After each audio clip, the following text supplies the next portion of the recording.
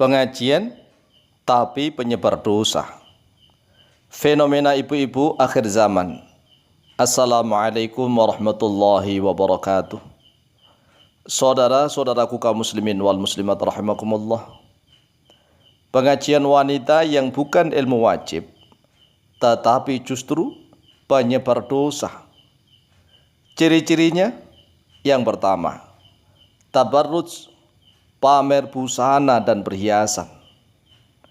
Yang kedua, pamer make up, bedak, lipstik dan parfum. Yang ketiga, terkadang tidak izin kepada suaminya. Yang keempat, terkadang mencela masalah hidangan. Yang kelima, terkadang sebagai ajang menggibah, menggunjing orang lain. Yang keenam, pertanyaan yang diajukan sering masalah aib suaminya, padahal yang seharusnya masalah dirinya sendiri agar diperbaiki menjadi wanita yang sholihah. Yang ketujuh, pengajian menurut selera nafsu tapi enggan diamalkan dalam kehidupan rumah tangga. Kalau tidak percaya, mari kita kupas satu persatu. Yang pertama, tabarruj. Tabarruj ini diharamkan oleh Allah, dilarang oleh Allah di dalam Al-Quranul Karim secara langsung, dan juga dijelaskan oleh Rasulullah SAW di dalam hadis-hadis sahih beliau. Tabarruj, pamer busana dan perhiasan. Kalau misalnya ada orang yang bertanya, mana ada pengajian ibu-ibu pamer busana dan perhiasan? Mari kita tunjukkan. Terutama yang masuk ke dalam televisi, pengajian-pengajian yang disponsori oleh para sponsor produk-produk itu.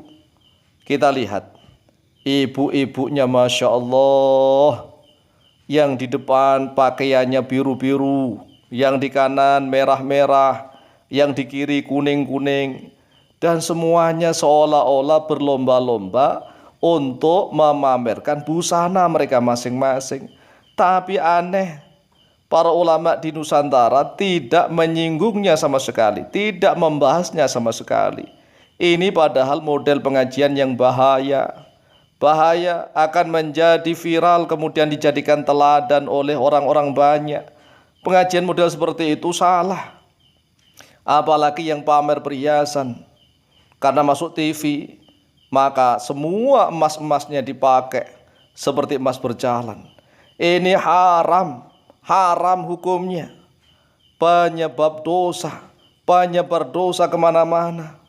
Kelihatannya pengajian, tetapi justru dilaknat oleh Allah Azza wa Jalla. Kemudian yang kedua, pamer make up, bedak, lipstik dan parfum. Coba kita lihat, kembali lagi kepada pengajian ibu-ibu yang terutama masuk ke dalam televisi. Kita lihat bibirnya merah-merah, menggunakan make up, bedaknya Masya Allah, lipstiknya luar biasa, ada yang merah-merah, ada yang agak merah, ada yang merah batu bata, dan macam-macam. Belum lagi parfumnya. Parfumnya apa mau yang murah-murahan? Tidak mau. Parfumnya yang mahal-mahal. Padahal seharusnya parfum itu dipakai tatkala wanita mau menjelang tidur, agar bau harumnya dinikmati oleh suaminya. Bukan dipakai tatkala pengajian, lipstiknya dipakai pengajian, bedaknya dipakai pengajian, make up ketika pengajian, dinikmati kucing garong. Ini dosa, penyebar dosa dan maksiat. Tetapi kelihatannya pengajian, coba. Anehnya lagi, para ulama jarang yang membahas di Nusantara ini, kan aneh. Ini perusak, mereka itu dipolitisir oleh para produk-produk untuk melariskan produk mereka. Kemudian yang ketiga, terkadang tidak izin kepada suaminya. Ini terkadang. Mungkin masih banyak yang izin, tetapi kalau yang tidak izin kepada suaminya, bukan dapat pahala, tetapi dapat dosa besar.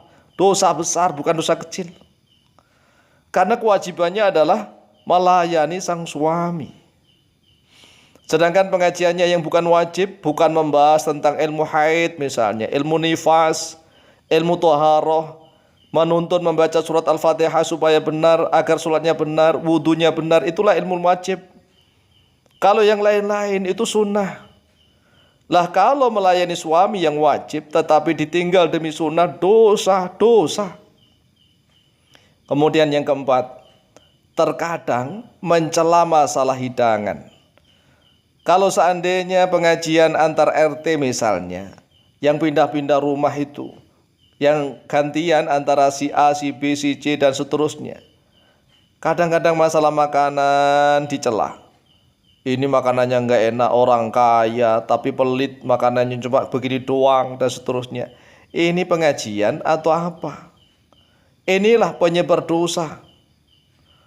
Yang kelima, terkadang sebagai ajang menggibah pengajian tapi isinya menggunjing orang lain.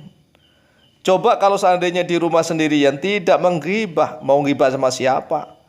Karena di tempat pengajian banyak temannya, akhirnya ngerumpi, menggunjing, menggibah orang lain, dosa, menumpuk dosa dan menyebar dosa.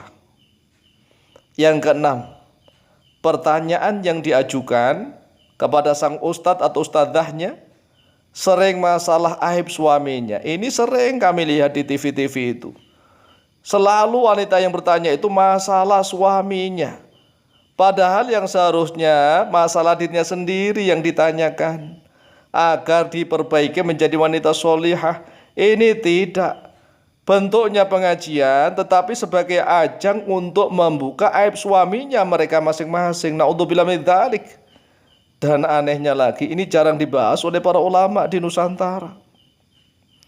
Kemudian yang ketujuh, pengajian menuruti selera nafsu. Jadi pengajiannya itu menuruti selera nafsu. Kalau misalnya babnya tentang wanita solihah, jarang yang mau. Mengapa jarang yang mau? Karena enggan untuk menjadi seorang istri yang solihah. Karena menjadi istri yang solihah itu berat. Harus mengalahkan diri sendiri, harus mengalahkan hawa nafsunya sendiri, harus mengalahkan segala egonya sendiri. Sehingga jarang wanita yang mau membahas tentang bagaimana cara menjadi istri yang solihah. Mereka pengajiannya ingin tren-trenan, ikut lifestyle, pamer-pameran baju, busana, perhiasan, parfum dan seterusnya. Bentuknya pengajian tapi justru penyebar dosa dan kemaksiatan. Lihat di dalam kitab Az-Zawajir an Iktirafil Kabair miliknya Ibnu Hajar Al-Haytami.